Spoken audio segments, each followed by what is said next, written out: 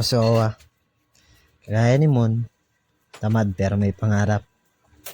Maaga nga pala akong gumising ngayong araw kasi nagpa-order ako ng pagkain sa mga katrabaho ko. Medyo madami-dami din yung umorder kaya inagahan ko na. Kaya ito, pinrepare ko na yung manok. Katapos ko lagyan ng breading, pinrito ko na din yan.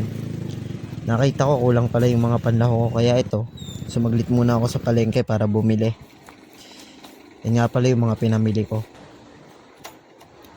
Pagkatapos mamili, nagluto na agad ako nito ng chow pan.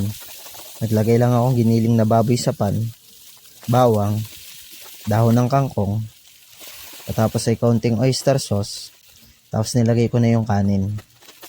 Hahaluin ko lang to ng bahagya, tapos nilagyan ko ng toyo, kaunting pampalasa at saka paminta. Sahaluin ko lang uli ng papagarnit papagayaon. Tapos ito na yung mga pa-order ko. Yan na yung mga chicken. Tapos ito yung siomai at chow pan.